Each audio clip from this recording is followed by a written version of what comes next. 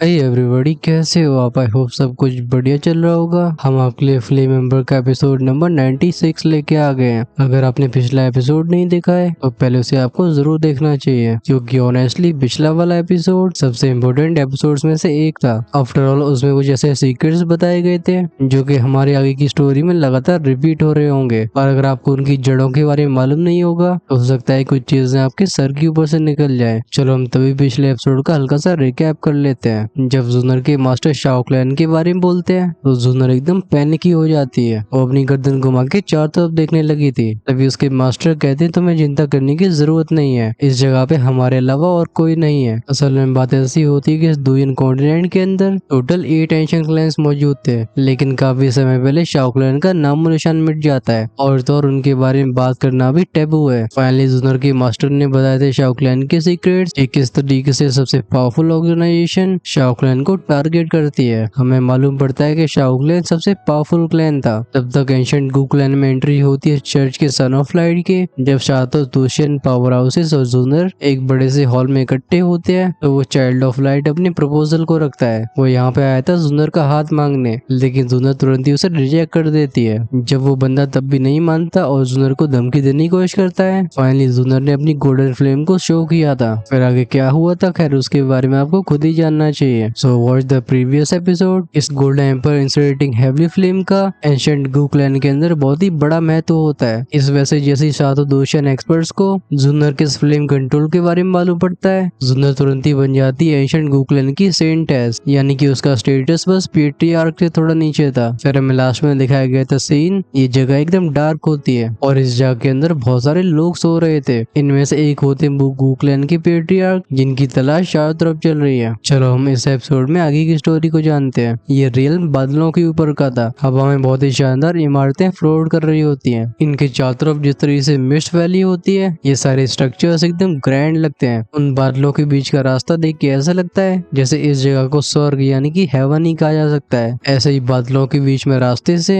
दो लोग बात करते हुए चले जा रहे थे। इनमें से पहली होती है एक वुमन जिसके पीछे दो प्योर व्हाइट विंग्स थे। इस औरत के शरीर में से एकदम प्योर सेरेनिटी का ऑरा रिलीज हो रहा था। इसके कमर पे होती एक फेदर सोर्ड। इस फेदर सोर्ड के होने का मतलब ये है कि औरत एक प्रोटेक्टर। इस औरत की पैनी नजरें चारों तरफ देख रही होती हैं। ये प्रोटेक्ट कर रही होती है उस लड़की को जो कि उसके थोड़ा सा आगे चल रही थी। इस लड़की ने पर्पल रोज पहन के रखी होती हैं। इस लड़की के शरीर में से एक अजीब सी वार्मथ बाहर आती है। इसका ऑरा एकदम नोबल था और जब उसके पीछे के वो 3 पर्पल विंग्स हवा से फ्लटर होते थे तो इस लड़की की ब्यूटी अलग ही हो जाती थी। उसका नोबल ऑरा और वो पर्पल विंग्स ये बताते हैं कि लड़की कोई ऑर्डिनरी एंजल नहीं है। उसके बीच चल रही वो व्हाइट विंग्ड वुमन कहती है योर मेजेस्टी लोअर रियम से खबर आई है, लगता है दूधी कॉन्टिनेंट में चाइल्ड ऑफ लाइट का जन्म हुआ है। ये जो बादलों के ऊपर का रियल्म था, इसमें एक चीज बिल्कुल कॉमन देखी जा सकती है। यहाँ पे मौजूद हर एक व्यक्ति के पास अपने पीठ पे विंग्स होते हैं और सबसे ज्यादा ध्यान को आकर्षित करने वाली चीज ये होती है कि ये सभी वुमन होती है। यहाँ पे किसी मर्द को दिखा नहीं जा सकता। ऐसा लगता है वो व्हाइट विंग्स वाली वुमन अपने विंग से पूरी तरह से यूज टू हो चुकी थी। उसे बिल्कुल भी अनकंफर्टेबल नहीं लगते। वो सामने चल रही 3 पर्पल विंग वाली लड़की जिसे योर मेजेस्टी कहा गया था, वो पीछे मुड़ के हल्के से नोट करती है। भले ही इस लड़की को देख के ऐसा लग रहा हो कि इसकी उम्र ज्यादा नहीं है, लेकिन इसकी उन आंखों की गहराइयों को देख के ऐसा लगता था जैसे इनमें एक पूरा समुद्र समा सकता है। अभी उसके एक्सप्रेशन एकदम काम थे। ये लड़की और कोई नहीं बल्कि वही चिंग युआन होती है जिसे जियान ने दूधी कॉन्टिनेंट में आने के बाद सेव किया था। इस एंजल रियल में लाए जाने के बाद चिंग युआन काफी ज्यादा मिच्योर हो चुकी होती है। अब चिंग युआन वो अनसर्टन फिगर नहीं थी जिसे किसी भी चीज का कुछ पता नहीं होता है। अभी चिंग युआन के ऑरे को देख के पता लगाया जा सकता है इस एंजल रियल के अंदर इस लड़की की अथॉरिटी बहुत ज्यादा हाई है। उसकी वो वायलेट आंखें ये एक अलग ही स्ट्रेंथ को सिग्निफाई करती हैं। खासकर उसके चेहरे पे जो हल्की सी स्माइल रहा करती थी, उसे देख के ऐसा लगता है जैसे इस लड़की को सब कुछ पता हो। उसके पंखों का पर्पलिश कलर, इसका शेड एकदम रॉयल होता है। ऐसे रॉयल शेड की purplish colour wings angel race की रॉयल ब्लडलाइन को रिप्रेजेंट करते हैं। सिर्फ उसी लिनिएज के मेंबर्स के ऐसे विंग्स हो सकते हैं और इन पर्पलिश विंग्स का मतलब ये है कि चिंग युआन फ्यूचर में रिजरेक्शन मैजिक को परफॉर्म कर पाएगी, यानी कि वो कर पाएगी मरे को जिंदा। ये रिजरेक्शन मैजिक ऐसी चीज होती है जिसके सामने सबसे पावरफुल एक्सपर्ट्स को भी झुकना पड़ता है। इस वजह से एंजेलिक रियल्म में चिंग युआन का स्टेटस किसी क्वीन की तरह होता है। अगर उसका कल्टीवेशन लेवल अभी लो नहीं होता तो शायद आर्कएंगल्स ने उसे पूरे एंजल किंगडम का जिम्मा सौंप दिया होता। चिंग युआन की रॉयल ब्लड लाइन को जान के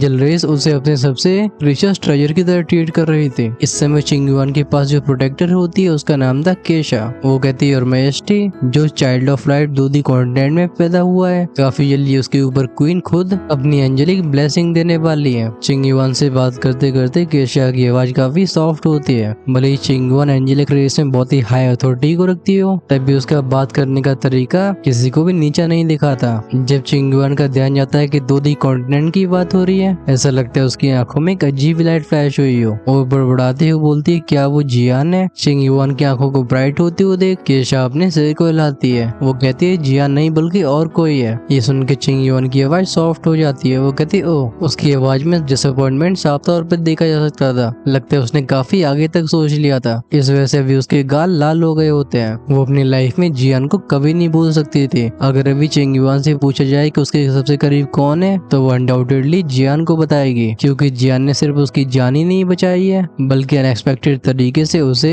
एक अलग ही स्तर पे भेज दिया है। चिंग युआन को ऐसे खोती हुई देख केशा कहती है, ओ, क्या हमारी छोटी सी प्रिंसेस किसी स्पेशल के बारे में सोच रही है? ये सुनकर चिंग युआन का पूरा चेहरा ही लाल हो जाता है। वो चिल्ला के बोलती है, सिस्टर केशा। वो भले अपने आप को कैसे भी कंपोजर के साथ कैरी करती हो, लेकिन जब जब वो जियान के बारे में सोचती थी, चिंग युआन का वो इनोसेंट अवतार बाहर आ जाता था। किसी चीज के बारे में काफी गहराई से सोचने के बाद चिंग युआन उस केशा से बोलती है, सिस्टर केशा, क्या आपको लगता है कि मैं किसी दिन मोर्टल रियल्म पहुंच सकती हूँ? ये सुन के केशा की नजरें सीरियस हो जाती है। वो कहती है, मोर्टल रियल्म? वो कहती है, लिटिल सिस्टर, तुम हमारी रॉयल ब्लड लाइन को कैरी करती हो, इस वजह से जब तक तुम्हारे पास सफिशिएंट स्ट्रेंथ नहीं होती है, तुम्हारा मोर्टल रियल्म में जाना पॉसिबल नहीं है। लगता है इस जवाब के लिए चिंग युआन तैयार नहीं थी। उसकी आंखों में एक अनविलिंगनेस और एक खाली इच्छा दिखाई देती है। वो कहती है, लेकिन सिस्टर केशा, मैं तो बस सोच रही थी किसी दिन। फाइनली केशा भी एक सॉफ्ट आवाज में कहती है, तुम ऐसा तब तक नहीं कर सकती जब तक तुम्हारे पास दोशियन लेवल की स्ट्रेंथ हो, या तुम 6 पर्पलिश विंग को हासिल कर लो। लगता है इस जवाब ने चिंग युआन के सारे सपनों को तोड़ दिया था। वो अपनी नजरें झुका के बोलती है, मैं समझ गई। लेकिन अभी केशा भी देख नहीं पाते कि चिंग युआन की आंखों में इस आंसर की वजह से एक अलग ही डिटर्मिनेशन भर गई है। आगे बढ़े चिंग युआन अपने पास्ट के बारे में याद करती है। वो मन ही मन में कहती है, जियान, शायद तुम्हें पता नहीं है, लेकिन तुमने मेरी जिंदगी बदल दी। जब मैं अगली बार तुम्हारे साइड में खड़ी होंगी, तो मैं वो वीक वुमन नहीं, बल्कि मैं इतना पावरफुल होना चाहती हूँ जो तुम्हारे बराबरी पे खड़ी हो सके। दूधी कॉन्टिनेंट की तरफ विकास की नजर के साथ चिंग युआन अपने ट्रेनिंग ग्राउंड में एंटर कर जाती है। हम उसके लहराते हुए पंखों को देखते हैं। चिंग युआन को डिटर्मिनेशन से आगे उड़ते हुए देख पीछे चल रही केशा की आंखों में भी एक एडमिरेशन और एक उम्मीद से भरी रोशनी दिखाई दे रही थी। सीन वापस जियान की तरफ लौटता है। अब तक उन 10 दिनों में से 9 दिन निकल चुके होते हैं। ज्वालिंग रॉयल फैमिली के ऑप्शन को शुरू होने के लिए बस एक दिन बचने की वजह से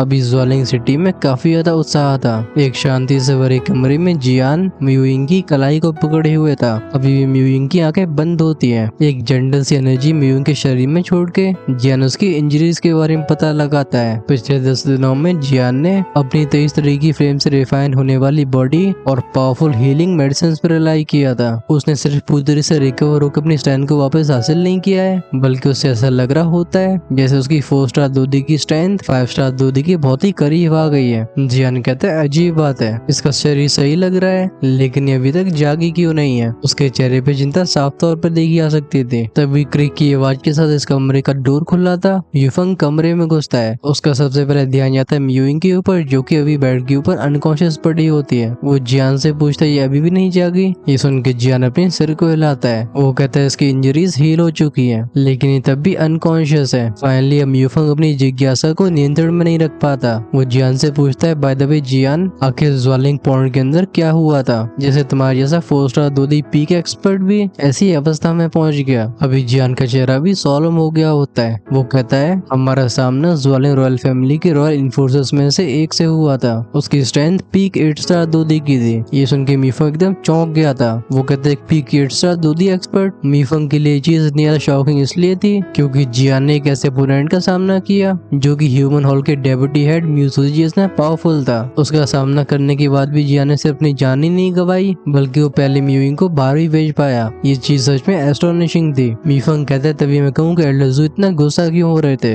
आखिरकार अगर 9 सुपर सेक्स में से किसी भी सेक्ट के डिसाइपल्स के ऊपर इस तरीके से हमला किया जाएगा तो अपने आप को कौन कंट्रोल कर पाएगा? मीफंग खुद से बोलता है, लगता है अब से मुझे ज्वालिंग रॉयल फैमिली से और भी कॉशियस रहना होगा। तभी अचानक से म्यूइंग के हाथ ट्विच होते हैं। वो एक हल्की सी आवाज में कहती है, जियान, जियान। भले ही म्यूइंग की आवाज काफी हल्की हो, लेकिन इसमें एक अर्जेंसी छिपी हुई थी। वो तुरंत ही बेड पे बैठ के चारों तरफ देखने लगती है। ऐसा लगता है वो किसी को ढूंढना चाहती हो। इस लड़की को बेहोशी से बाहर आती हुई देख जियान को भी रिलीफ फील होती है। वो कहता है फाइनली तुम जाग गई। जब जियान के शब्द उसके कानों में जाते हैं, ऐसा लगता है म्यूइंग के सर पे से भारी बोझ हट गया हो। वो कहती है जियान क्या तुम सच में ठीक हो? वो कहता है मैं ठीक हूँ। जैसे ही मैं डेंजर सिचुएशन में पड़ा था, उसी मोमेंट में जुलाओ ने मुझे रेस्क्यू कर लिया। ये सब सुनने के बाद भी म्यूइंग की नजरें जियान के ऊपर एकदम गड़ी रहती हैं। ऐसा लगता है जियान के उत्तर ने अभी भी उसे सेटिस्फाइड नहीं किया था। फाइनली जियान साय करके कहता है तब मेरे पास तुम्हें बाहर भेजने के अलावा और कोई विकल्प नहीं था। ज्वालिंग रॉयल फैमिली का इन्फोर्सर काफी ज्यादा पावरफुल था। इस वजह से मुझे हमारे सर्वाइवल के बारे में सोचना पड़ा। ये सुन के म्यूइंग तुरंत ही आग बबूला हो जाती है। वो अपनी फेस टाइट करके बोलती है बेस्ट,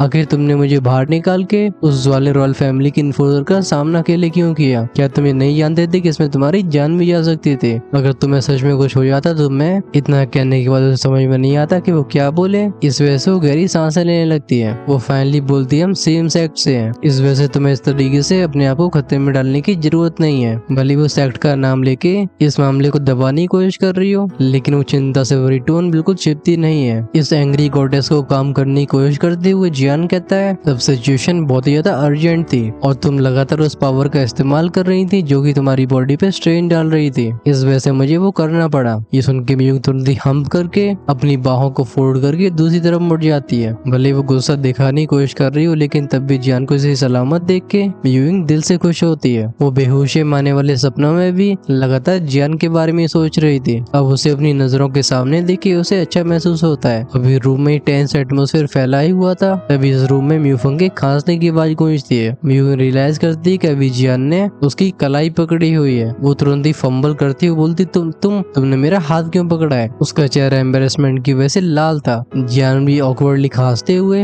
अपने हाथ को वापस ले लेता है। तभी इस कमरे में एक और जानी पहचानी आवाज गूंजी थी। आवाज कहती है लगता है तुम सभी जाग चुके हो। क्रैक की आवाज के साथ दरवाजा खुलता है। तुरंत ही हम एल्डरजू को एंटर करते हुए देखते हैं। उनकी प्रेजेंस ने कमरे का वातावरण तुरंत ही बदल दिया था। सभी जुलाओ की तरफ बाव करके बोलते हैं एल्डरजू। एल्डरजू कहते हैं कल से ज्वालिंग रॉयल फैमिली के ऑक्शन की शुरुआत होने वाली है। भी उनके हाथ में होते हैं 3 टिकट और इनमें से एक पीले रंग की रोशनी बाहर आ रही होती है। इनके ऊपर लिखा था ज्वालिंग रॉयल फैमिली ऑक्शन। वो तुरंत ही इन टिकट्स को तीनों को दे देते हैं। अपने हाथ में इस टिकट को देख के मीफंग अपनी क्यूरियोसिटी को हाइड नहीं कर पाता। वो कहते हैं एल्डर जू आखिर इस ऑक्शन में ऐसा क्या खास है? जूलाओ एक हल्की सी स्माइल के साथ बोलते हैं ज्वालिंग रॉयल फैमिली का ऑक्शन ये ज्वान सेंटिन के सबसे ग्रैंडेस्ट इवेंट्स में से एक है। इसमें सिर्फ हाई लेवल की मेडिसिनल पिल्स ही नहीं मिलती हैं, बल्कि इस जगह पे 2D कॉर्डिनेट के अलग अलग ट्रेजर्स भी मौजूद होते हैं। जुलाओ कंटिन्यू करते हैं पिछला ज्वालिंग फैमिली ऑक्शन आज से 10 साल पहले हुआ था। इसमें सिर्फ इमोर्टल लेवल के वेपन्स की नीलामी नहीं हुई थी, बल्कि इसमें कई यूनिक हर्ब्स और अलग आर्टिफैक्ट्स को देखा गया था। जब बातें होती हैं रेयर मेडिसिनल पिल्स की तो जियान की आंखें चमकने लगती हैं। आखिरकार एज अल्केमिस्ट उसकी जड़ी बूटियों की भूख कभी पूरी नहीं हो सकती थी। वो जुलाओ से कहता है कि आपको ऐसा लगता है कि वहाँ पे कुछ ऐसा होगा जिसकी मुझे जरूरत हो? तीनों को एक एक बार देखने के बाद लज्जू कहते हैं आज ज्वालिंग सिटी में सबसे ज्यादा भीड़ है। 9 सुपर सेक्स को छोड़ के और भी कई पावरफुल फोर्सेस इस ऑक्शन में अपनी नजरें गड़ाए हुए हैं। खासकर आज के दिन को अल्केमिस्ट के लिए कहा जा सकता है, क्योंकि आज मार्केट में सभी तरह की रेयर हर्ब्स और मेडिसिन मौजूद हैं। चलो मैं तुम सभी को दिखाने के लिए चलता हूँ। ये कहने के बाद एल्डरजू की टोली इस घर से बाहर आ जाती है। जाते जाते जियान सोचता है शायद आज मुझे कुछ ऐसा मिल जाए जो कि मेरी होली फ्लेम को डिवोर करने में हेल्प कर पाएगा। सीन चेंज होता है, हमें दिखाया जाता है मार्केट एरिया जहाँ पे जियान का ग्रुप काफी समय से टहल रहा था। जैसा कि जुलाओ ने बताया होता है अभी ज्वालिंग सिटी लोगों से चकाचक भरी हुई थी। यहाँ पे लोगों के हर तरीके आउटफिट्स देखे जा सकते थे और जैसा कि नीलामी यानी कि ऑक्शंस के अंदर अलग रूल्स होते हैं, यहाँ पे ऐसी कोई पाबंदी नहीं होती। लोग स्ट्रेट फॉरवर्डली चीजों को परचेज कर रहे थे। बस एक बात यहाँ भी कॉमन होती है कि यहाँ पे चोरी करने की कोशिश करना ये एक बहुत ही गलत मूव हो सकती है। आखिरकार कीमती चीजों को दिखाने की उनकी हिम्मत होती थी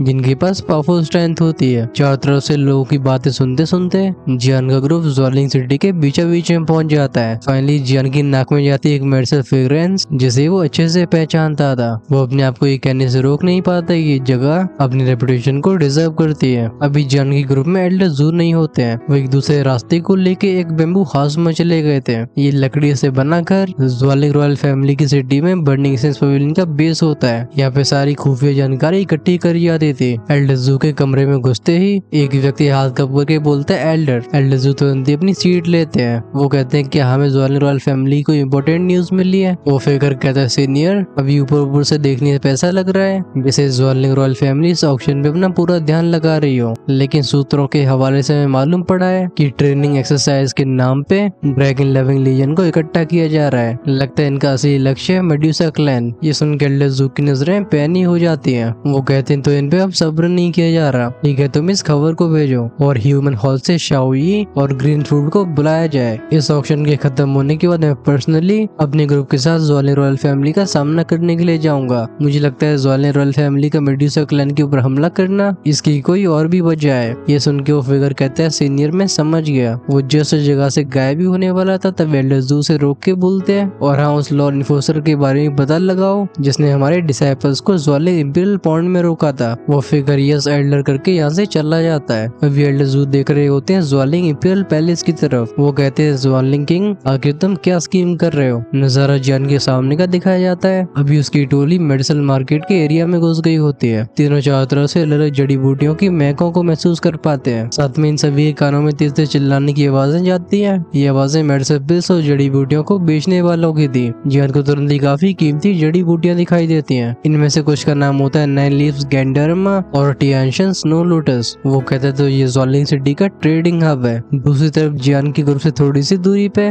लगता है एक फिगर जियान के ग्रुप की तलाश में था। ये एंशिएंट डेसोलेट पैलेस का डूचन होता है जो कि जियान के साथियों में से एक था। वो कहता है मैंने भी जियान को देखा, आई वंडर ये लोग कहाँ पे चले गए हैं। डूचन के मास्टर जो कि काफी हट्टे कट्टे व्यक्ति थे उनके बगल में अपीयर के उसे डांटते हुए बोलते हैं तुम आखिर अपने गोल पे फोकस क्यों नहीं कर रहे हो, चारों तरफ देखने का क्या मतलब है। डूचन कहता है टीचर आप मेरा भरोसा नहीं करोगे, लेकिन इन कॉर्स फॉरेस्ट के ट्रायल्स में जियान ने सिर्फ मेरी जान नहीं बचाई बल्कि उसने ट्विन गोस्ट एम्बर को भी हरा दिया था। मैंने उसे प्रॉमिस किया था कि मैं एक दिन उसके एहसान को जरूर चुकाऊंगा, लेकिन उससे पहले मैं उसे चैलेंज करके हराना चाहता हूँ। ये सुन के उसके टीचर पे एक स्माइल आ जाती है। दोनों लोग मार्केट एरिया की और भी गहराइयों में चले जाते हैं। सीन शिफ्ट हुआ था इस मार्केट की ऊंची सी जगह पे। ये एक चाय पीने की जगह यानी कि टी हाउस था। यहाँ पे 3 फिगर्स पूरी सिटी को देख रहे थे। लगता है इन्हें लीड करने वाला था बीच वाला बंदा, क्योंकि दोनों बगल के लोग उसकी बात मानते हैं। वो बीच में खड़ा फिगर बोलता है तो वो ओल्ड मॉन्स्टर जू यहाँ पे है क्यों। जब उसके बाकी के दोनों साथी नोट करते हैं तो वो पतला सा फिगर जिसने अपने आप को काली रोब से ढक रखा होता है वो कहता है पहले हम इस ऑक्शन के खत्म होने का इंतजार करते हैं। जब लोग वापस लौट रहे होंगे तब हम मूव करेंगे। वैसे भी ज्वालिन रॉयल फैमिली की टेरिटरी में चीजें हमारे लिए भी बिगड़ सकती हैं। ये सुन के बाकी के दोनों लोग नोट करते हैं। लगता है ये तीनों बर्निंग सेंस पवेलियन के खिलाफ कोई प्लान बना रहे थे। बस इन तीनों को पता नहीं होता कि इनके ऊपर भी नजरें रखी जा रही हैं। एक प्रगति हॉल का मेंबर जिसने अपने आप को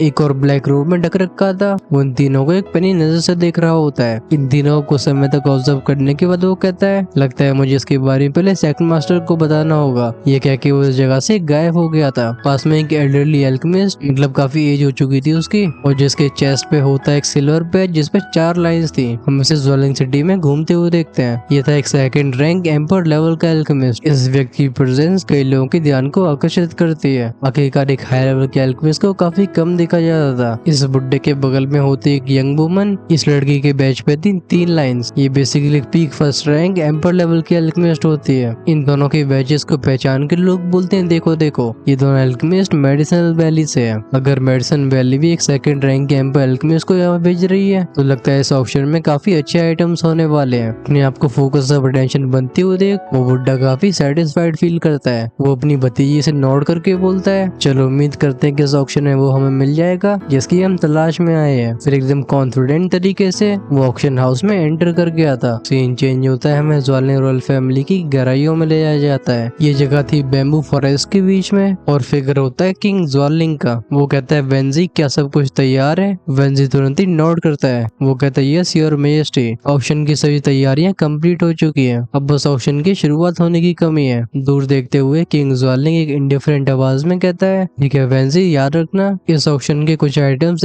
एक्सेप्शनली वैल्यूएबल है, इस वजह से इनके साथ कोई भी गलती नहीं हो सकती, तुम गार्ड्स को और बढ़ा दो। वेंजी कहता है यस योर मैजेस्टी। फिर वो बाव करके यहाँ से चला गया था क्योंकि उसे इस ऑक्शन की पूरी जिम्मेदारियां दी गई हैं। इस वजह से वेंजी कोई भी गलती नहीं करना चाहता था। अकेला रह गया। किंग ज्वालिंग बड़बड़ाते हुए कहता है काफी अजीब बात है, आखिर मेरी देड़ी वाली पलक फड़फड़ा क्यों रही है? अंग्रेजी में बोले तो मेरी लेफ्ट आईलिड ट्विच क्यों हो रही है? क्या एक अपशगुन है? लेकिन वो उसे काफी जल्दी इग्नोर भी मार देता है। वो कहता है एक बार ऑक्शन खत्म हो जाता है मैं मेडुसा क्लैन के ऊपर हमला करने के लिए खुद जाऊंगा। वो 9 हेवन स्वॉलोइंग पाइथन मेरे हाथों से बच नहीं सकती है। हम ये कह के उसकी नजरें और भी पैनी हो जाती हैं। उसके चेहरे के एक्सप्रेशन हो गए थे एकदम डिस्टॉर्टेड। वो एक सिनिस्टर आवाज में कहता है जहाँ तक बात रही इस ओल्ड मॉन्स्टर जूजिन की, चलो उसे मैं सोलोमन सेक्ट के लोगों को संभाल लेता हूँ और येंची तुम भी मेरे हाथ से बच नहीं पाओगे। इसके बाद इस हॉल के अंदर किंग ज्वालिंग की तेज तेज हंसने की आवाजें गूंजने लगती हैं। ज्वालिंग सिटी के ज्वालिंग रॉयल फैमिली ऑक्शन के लिए इस समय सारी फोर्सेस के रिप्रेजेंटेटिव्स इकट्ठे हो चुके थे। इन सभी की स्ट्रेंथ जनरली हायर लेवल पे थी क्योंकि नीलामी में सिर्फ आइटम्स को हासिल ही नहीं करना होता है बल्कि सबसे जरूरी होता है उन्हें सुरक्षित रखना। और इस ऑक्शन से हासिल होने वाला कोई भी आइटम किसी भी फैक्शन को पावरफुल बना सकता था। ज्वालिंग सिटी में भी दो इन्फ्लुएंशियल फोर्सेस होती हैं। इनमें से एक होती है टूलिंग फैमिली। भले इनका नाम काफी नॉर्मल सा लग रहा हो लेकिन इनकी हिस्ट्री बहुत पुरानी थी। इनकी लेगेसी चली आई थी उस समय से जब ज्वालिंग रॉयल फैमिली ने अपना इन्फ्लुएंस फैलाना शुरू किया था। टूलिंग फैमिली के मेंबर्स के पास होती है अर्थ एट्रीब्यूट की दुई। टूलिंग फैमिली की हेल्प से ज्वालिंग रॉयल फैमिली ने अपने चारों तरफ मोटी मोटी आसमान को छूने वाली दीवारों को खड़ा किया था। इस वजह से कहा जा सकता है कि ज्वालिंग रॉयल फैमिली को और भी पावरफुल बनाने में टूलिंग फैमिली का काफी योगदान होता है। यही कारण था जिसकी वजह से ज्वालिंग सिटी के अंदर टूलिंग फैमिली को कोई भी हल्के में नहीं ले सकता था। ज्वालिंग सिटी की दूसरी प्रोमिनेंट फोर्स थी सन फैमिली। ट्रेडिशनली रॉयल फैमिली के गार्डियंस होते हैं लेकिन पिछले कुछ समय से ज्वालिंग रॉयल फैमिली को ऐसा लग रहा है जैसे रक्षक ही भक्षक बनने की कोशिश कर रहे हैं। ज्वालिंग रॉयल फैमिली सेंस करती है कि सन फैमिली उनके थ्रोन के ऊपर नजरें गड़ाए हुए है। खैर ये सब होने के बाद भी सन फैमिली कोई एक्शन नहीं लेती। इन्हें डर था ज्वालिंग रॉयल फैमिली के उन ओल्ड मॉन्स्टर्स का जो कि जनरली अपना चेहरा नहीं दिखाते हैं। इन सभी कारणों की वजह से दोनों के बीच में एक हल्का सा बैलेंस बना रहता है। नजारा दिखाया गया था शहर की एक जगह का। आगे दौड़ रही होती एक लड़की और उसके पीछे एक बुड्ढा दौड़ रहा था। वो एल्डर चिल्ला के बोलता है लड़की आखिर तू इतनी तेज क्यों भाग रही है? क्या तू मेरी बूढ़ी हड्डियों को तोड़ना चाहती है? वो तेज से दौड़ रही लड़की थोड़ा स्लो होके बोलती है मास्टर अगर हम जल्दी नहीं करते तो सारे आइटम्स को लूट लिया जाएगा। पीछे चल रहे उस एल्डर ने पीले कपड़े पहन रखे थे। इसका ऑरा किसी पहाड़ की तरह शांत होता है। साफ तौर पर एक अनुभवी योद्धा है। इसके चेहरे को देख के स्ट्रेंथ और रिलायबिलिटी की फीलिंग आती है। वो यंग वुमन जिसने भी येलो रोज पहन के रखी थी वो काफी चंचल लग रही थी। इसके कमर से लड़का होता है एक जेड पेंडेंट जिसके बीच में लिखा था एक कैरेक्टर। ये कैरेक्टर अर्थ होता है। साफ तौर पे लड़की टूलिंग फैमिली की मेंबर होती है। वो लड़की दूसरी दिशा में मुड़ते हुए बोलती है मास्टर चलो हम पहले मेडिसिन मार्केट चलते हैं। मैंने सुना है ज्वालिंग रॉयल फैमिली ने इस बार वहाँ पे काफी ज्यादा अच्छे अच्छे आइटम्स रखे हैं और वहाँ पे एक छोटा सा ऑक्शन भी रखा जा रहा है। ये देख के वो एल्डर अपने सिर को हिला के उसे फॉलो करने लगता है। वो जानता था कि टूलिंग फैमिली के अंदर जैसा इस लड़की का स्टेटस है इसके साथ कुछ भी एक्सीडेंट नहीं हो सकता। इन दोनों के जेड पेंडेंट और पीले रंग के कपड़ों की वजह से लोग इन्हें तुरंत ही पहचानने लगते हैं। ज्यादातर लोग इनकी तरफ हाथ कब करते हैं और इनकी आंखों में प्योर रिस्पेक्ट को देखा जा सकता है। अगर बात करी जाए कि ज्वालिंग सिटी में सबसे ज्यादा रिस्पेक्ट किसकी करी जाती है तो ना ही सन फैमिली है ना ही ज्वालिंग रॉयल फैमिली बल्कि वो है टूलिंग फैमिली। आखिरकार जो दीवारें ज्वालिंग फैमिली को मेडुसा क्लैन से बचाती हैं वो टूलिंग फैमिली की देन है। दूसरी तरफ दो नौजवान जिनके कमर से तलवारें बंधी होती हैं वो एक घर के फर्स्ट फ्लोर की बैल्कनी में खड़े होते हैं। उनमें से कहते लगता है ज्वालिंग रॉयल फैमिली अपनी रेपुटेशन को डिजर्व करती है। इनमें से कोई भी किसी और को एमिट नहीं करता लेकिन जो इनके चारों तरफ सोड इंटेंट फैला हुआ था वो इनकी पावर्स के बारे में बताता है। इनमें से दूसरा व्यक्ति जो कि पहले वाले से थोड़ा सा बड़ा लग रहा था वो अपने जूनियर से कहता है इस बार मास्टर हमारे साथ नहीं आए हैं। उनका हमें यहाँ पे भेजने का गोल ये होगा कि तुम्हें ब्रेक थ्रू का एक मौका मिल सके। वो कम उम्र वाला लड़का वापस से कमरे में जाते हुए बोलता है सीनियर थर्ड ब्रदर मुझे उसमें कोई इंटरेस्ट नहीं है लेकिन तब भी आपका धन्यवाद। अपने जूनियर ब्रदर को इस तरीके से अपनी बातों पर ध्यान न देते हुए देख वो दूसरा सोर्डमैन भी अपने सिर को हिलाता है। फाइनली वो भी अपने कमरे में लौट गया था। इन दोनों की तलवारें और सोड इंटेंट बताता है कि दोनों मेंबर्स हैं सुप्रीम सोर्ड सेक्ट के जो कि 9 सुपर सेक्ट्स में सबसे पावरफुल माना जाता है। ज्वालिंग रॉयल फैमिली की सिटी में इतने सारे इन्फ्लुएंशियल फिगर्स का इकट्ठा होना ये सिटी की हसल वसल के साथ साथ एक टेंशन को भी बना देता है। आखिरकार यहाँ पे आने वाला हर एक व्यक्ति अपने अपने प्लान्स को लेके आया था और चीजें कहीं भी गर्म हो सकती थी। ज्वालिंग रॉयल फैमिली के पैलेस के अंदर एक सजी सी जगह जगह पे हम कई आइटम्स को रखे हुए देखते हैं। वेंजी किसी से पूछता है कि सारे गार्ड्स अपनी अपनी पोजीशन को ले चुके हैं। उसके सामने खड़े कई सोल्जर्स में से एक रिप्लाई करता है, लॉर्ड वेंजी, चाहे वो हमारा ज्वेलिंग पैलेस हो या फिर सिटी की इंपॉर्टेंट लोकेशंस, अभी हमारे गार्ड्स वहाँ पे पेट्रोल कर रहे हैं। हमारे पास पूरी सिटी के चप्पे चप्पे ही खबर हैं। 200 लेवल से नीचे हमसे बच के कोई जा नहीं सकता है। लगता है इन अरेंजमेंट से वेंजी काफी सेटिस्फाइड था। वो नोट करके बोलता है, बहुत अच्छे,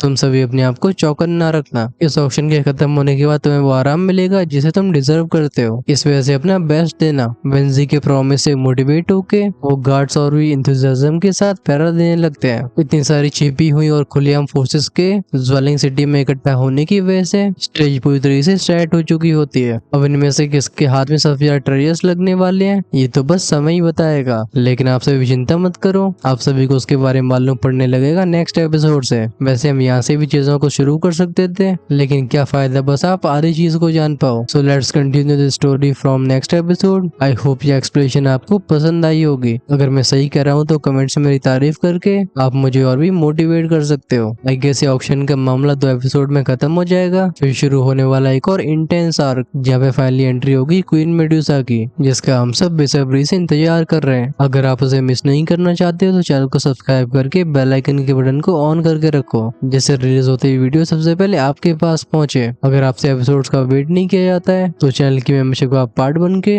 आप अर्ली एक्सेस को भी एंजॉय कर सकते हो। जॉइन का बटन मिलेगा चैनल के होम पेज पे। Until then take care, tata bye bye.